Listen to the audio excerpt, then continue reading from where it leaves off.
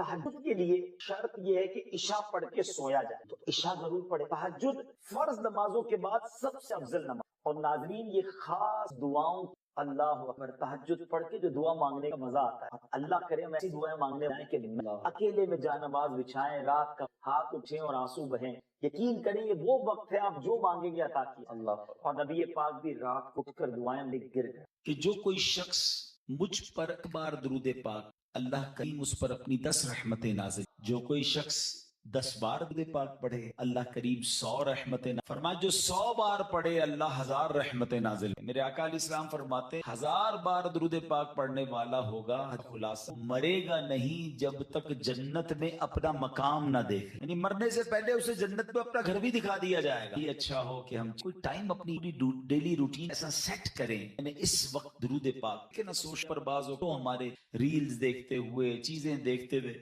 گزر جاتے ہیں، بلکہ بعض اوقات ان میں گناہ ہوتا ہے، ثواب تو دور کی بات، یا تو فضول ہوتے ہیں، گناہ ہو رہا ہوتا ہے، اس سے جان چھڑائیں۔ امام محمد بن محمد غزالی علیہ رحمت اللہ والی نے ایک بڑا پیارا واقعہ مکاشفۃ القلوب میں، مکاشفۃ القلوب واقعہ کیا تھا کہ ایک شخص نے ایک غلام، آج کے دور میں تو کسی کو گھر میں ملازم رکھنا ایسا نہیں، پہلے غلام انہوں نے غلام خریدا۔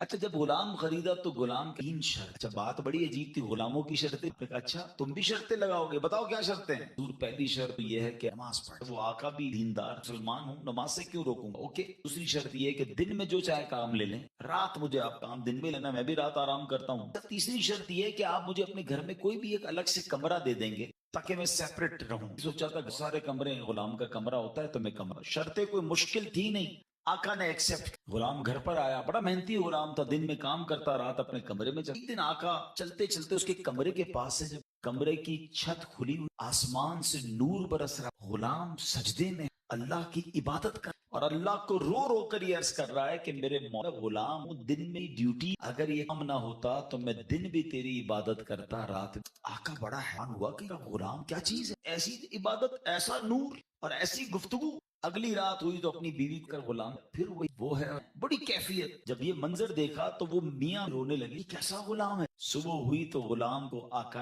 اور پتا چل اگر دن میں بھی ہوتا تو تیری عبادت کرتا ہوں۔ فیصلہ آج کے بعد تم جاؤ، دن میں بھی عبادت کرو، رات میں بھی اللہ کی۔ اچھا ہماری جگہ کوئی ہوتا تو بڑا خوش ہو جائے، انعام میں غلام آزاد ہونا بڑی نعمت تھی، وہ آقا بننے، وہی آقا وہ بڑا کمال کا بندہ تھا۔ وہ پتہ کیا کہتا ہے، جب آقا نا مجھے پتہ چل گیا تم رات کیا کرتے ہو اور اس وجہ سے میں تمہیں آزاد کرتا ہوں، تو وہ غلام اللہ کی بارگاہ میں کہتا ہے، یا صاحب السر ان سرک، اے راز رکھنے والے مولا، اے صاحب راز، کھل گیا، ولا اريد بعد مشتہرا، اے اللہ میں اب راز کہا اور اس کی روح نکل زمین پہ باڈی۔ اب غور کیجئے اس واقعے سے بہت سارے لیسن، جو میں نے کہا تھا نا کہ نبی پاک کی ایک سنت بیان کرنی، سنت کون؟ میرے آقا خوب اللہ کتنا ذکر کرتے تھے، آپ کو میں اندازہ کرواتا ہوں، آپ کو اندازہ ہو جائے۔ نبی پاک سونے سے پہلے اللہ کا ذکر، جاگنے کے بعد اللہ کا ذکر، کھانے سے پہلے اللہ کا ذکر، کھانے کے بعد اللہ کا ذکر ہے،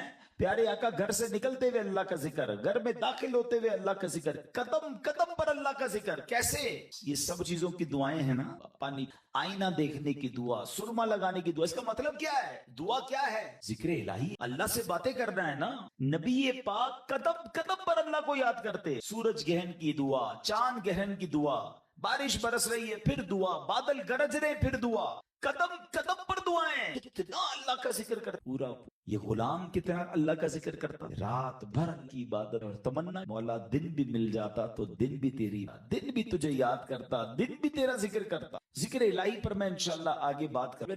اس واقعے سے ایک اور بڑا کمال کا میسج میں، اس غلام کی عبادت لوگوں کو پتہ چل گئی، اس کا راز کھل گیا، مولا اب جینا نہیں، میں تو عبادت تیرے لیے کرتا، میں جانتا تھا مالک تو جانتا، اب تو لوگوں کو پتہ چل گیا۔ اب بتائیں ہمارا کیا؟ ہم تو عبادت بہت سارے لوگ کرتے ہی اس لیے کہ لوگوں کو پتہ چل جائے، وہ اس لیے کر رہا ہے کہ رب دیکھے اور کوئی نہ دیکھے، اور ہماری اکثریت ان کاموں میں لگی ہوئی کہ دنیا دیکھے، میں نیکی کر دریا میں ڈال، بچپن میں سنتے تھے۔ اخلاص اس کو کہ بندہ جس طرح گناہ اس طرح اپنے گناہ، کوئی ہے جو یہاں یہ چاہتا ہو میرے گناہ سب کو؟ کوئی بھی نہیں چاہتا۔ نیکی سب کو پتا چل، میں نیکی کرنے کے بعد مجھے کیوں خیال آتا ہے کہ یار سامنے والے کو پتا تو چلے میں حاجی ہوں، میں حافظ ہوں، میں نمازی ہوں، میں روزہ دار ہوں، میں نے یہ نیکی کی ہے، میں نے فلاں کام کیا، وائے کیوں؟ اگر دل میں تمنا یہ ہے تو پتہ ہی ریا کو شرک اصغر، چھوٹا شرک۔ شرک کس کو کہتے ہیں؟ شرک کے معنی یہ ہے کہ اللہ کی طرح کسی کو عبادت کے لائق سمجھنا، اللہ کی ذات و صفات میں یا تو کسی کو شریک یا کسی کو معاذ اللہ کی طرح عبادت کے لائق سمجھنا، یہ شرک ہے، بندہ اسلام سے خارج ہو جائے گا۔ اس کو شرک اصغر کیوں کہا گیا؟ کہ بندہ پڑھ تو نماز رہا ہے، رکھ تو روزہ رہا ہے، صدقہ کر رہا ہے، خیرات کر رہا ہے، عبادت اللہ کی کر رہا ہے، مگر دل میں تمنا ہے کہ لوگ راضی ہو جائیں، لوگ خوش ہو جائیں۔ نیت کیا ہے؟ نیت رب کو راضی کرنے کی نہیں، لوگوں کو راضی۔ ایسا تو نہیں کہ شیطان ہمارے اندر یہ وبا داخل پہلے تو نیکی نہیں کرنے دیتا کہ نیکی کر لے پھر بچانے، پھر ایسی باتیں دل میں لاتا ہے کہ اس کو بھی بتا دے، اس کو بھی بتا۔ کیوں چاہتا ہے؟ ایک ایک نیکی کی تصویر میں لگانی ہے تاکہ لوگ دیکھیں میں نے یہ چندہ دیا، یہ راشن دیا، یہ فلاں کام کی۔ میں ویسے آپ کے دل کے دروازے پر دستک دیتے ہوئے ایک سوال کرنا چاہتا ہوں، ذرا یہ تو چیک کیجئے، یہ میرے لیے بھی سوال، ہماری ایسی کتنی صرف میں اپنے آپ اکیلے میں نیکی اور کسی کو نہیں پتا، میں جانوں اور میرا رب جانے۔ آپ کو پتہ ہے پہلے کے زمانے کے کچھ بزرگان دین ایسے ہوتے وہ غریبوں کی مدد کر، بعض اوقات ان کا انتقال ہوتا آتا تھا، اب نہیں آ رہا، انہوں نے نہیں بتایا، پتہ لگنے بھی نہیں دیا، مدد کر۔ یاد ہے ہر مہینے اگر کسی کی مدد کر رہے ہیں ہر مہینے احسان جتا رہے ہیں، ہر مہینے اس پر روب جھاڑ رہے ہیں۔ نہیں میرے پیارے اسلامی، نیکی کیجئے مگر ایسی تلاوت، کچھ ایسے نوافل۔ باپ دیکھیں نا، تہجد بندہ کب پڑھتا ہے؟ رات کو پڑھتا، بعض اوقات جب کوئی نہیں دیکھ رہا، دنیا سو رہی ہے، آپ تہجد پڑھ رہے۔ کیا کمال کا یہ کام ہے کہ میں جانوں رب جانے۔ شیطان کو صبر نہیں آتا، وہ کہتا ہے یہ تو جنت میں چلا جائے گا، اب اس کی تہجد کیسے خراب کروں؟ تو وہ کیا کرتا ہے؟ وہ دل میں خیال ڈالتا، وہ کیا کرتا ہے؟ صبح اٹھ کے کوئی نہ کوئی بہانہ چاہیے سے اٹھ جاتا، تہجد بھی پڑھتے ہیں، بس اس نے یہ کہنا ہے تو ساڑھے دل وچ ٹھنڈ پہ کہ انہوں نے ساری تہجد کا پتہ چل گیا، ڈیلیٹ بھی ہو گیا، کیوں بتانا؟ اللہ کرے اس غلام کے اس واقعے سے کیسی بات سی، مالک کو پتہ چل گیا، حالانکہ اس نے نہیں بتا، ہم تو بتاتے ہیں، اس نے بتایا نہیں تھا، یہ تو چھپ کے کر رہا تھا، پتہ چل گیا تو کہتا ہے مولا اب راضی ہو گیا تو اب جی غلام تو نہیں کہوں گا، اس آقا کے صدقے اللہ مجھے بھی اخلاص نہ چاہے۔ اب بات کرتے ہیں سنت رسول، ذکر الہی۔ آئے کیسا کمال کا کام ہے یہ ذکر الہی، اللہ کریم کس طرح قرآن مجید میں ہمیں ذکر کرنے کا حکم ارشاد فرماتا ہے، فرمایا یا ایھا اللہ ذکر، آسان ترجمہ ہے قرآن ایمان، اے ایمان والو اللہ کو بہت یاد، کتنا یہ پاگل اللہ کو نہ یاد کرو، میں دیوانہ کہ یاد کرتے رہا کرو، ذکر الہی کرتے رہا کرو، مگر ہمارا حال زبان فضول باتیں تو کر۔ کیسے حضرت جنید آپ کے بارے میں آتا ہے کہ آپ اتنا ذکر الہی کرتے پر نائی کی دکان پہ کڑک جائے گا، اسے کاٹ رہا ہوں پھر کر رہے کرتا رہا ہوں، کٹتا ہے، اتنی دیر کے لیے بھی ذکر الہی نہیں چھوڑنا ہوتا ہے۔ ایک بزرگ تھے اور کبال کے بزرگ، حضرت سری سختی سے مروی ہے کہ میں حضرت جرجانی کے پاس تو ستو دیکھے، وہ ستو پی رہے تھے، روٹی نہیں کھاتے، لیشن روٹی کھانے اور ستو کھانے 90 تسبیحات کا فرق ہے۔ میں اگر ستو پیتا ہوں تو پیٹ پھر بھی بھر جاتا ہے، روٹی کھاتا ہوں تو ٹائم زیادہ لگتا ہے۔ 90 تسبیحات میں زیادہ پڑھ لیتا ہوں، اس لیے 40 سال ہو گئے میں نے روٹی نہیں کھائی۔ نیک تھے، پرہیزگار تھے، نیک کا انبار تھا، اور نیکیاں چاہیے، کیوں؟ ان کو پتا تھا نا اجر کیا ہے۔ آپ کو پتا ہے ذکر الہی کا اجر کیا ہے؟ ذرا مل کر کہیے سبحان الحمدللہ، اللہ اکبر۔ مشکل 3 جملے کہے 10 سیکنڈ، 10 سیکنڈ میں آپ دنیا میں کیا کما سکتے؟ بغیر کھڑے ہوئے، بغیر سینہ بہائے، بغیر کوشش کیے، بیٹھے بیٹھے 10 سیکنڈ جملے کہے، کیا کمایا پتا؟ میرے نبی علیہ السلام کے سچے جو ایک بار سبحان اللہ کہے جنت میں درخت لگا دی، ایک بار اللہ اکبر کہے جنت میں درخت، ایک بار لا الہ الا اللہ کہے جنت میں درخت۔ بتاؤ تو کتنی، آپ نے بیٹھے بیٹھے 3 جنت میں درخت لگا لیے۔ اچھا یہ تو چونکہ نبی پاک کی حدیث ہے ہمیں عمل کرنا چاہیے، لیکن دنیاوی اسکیم ہو تو آج اگر اعلان کر دوں کہ بھائی یہ فلانے میں بیٹھ جائیں، آج فجر تک جو جتنی بار سبحان اللہ کا 1000 روپے ملے گا، حضرت فجر تک کیوں آپ کہیں 2-3 دن بیٹھ جاتے ہیں، موبائل بند، تسبیح ہاتھ میں، ہر سبحان اللہ پر 1000 روپے، 100 سبحان اللہ پہ لاکھ روپے، اوئے ہوئے آج تو امیر کروڑ پتی ہو کے جاؤں گا۔ سبحان اللہ کہ میرے آقا فرما رہے ہیں کہ اس کے لیے جنت میں درخت لگ جائے، تو پھر کیا ہم جنت میں درخت لگانے، ہم کیوں نہ اللہ کو راضی کرنے اپنے لیے آخرت کا سامان، اور ذکر والے کتنے اللہ کو پسند ہیں۔ ایک بڑی کمال کی بن معاذ رضی اللہ عنہ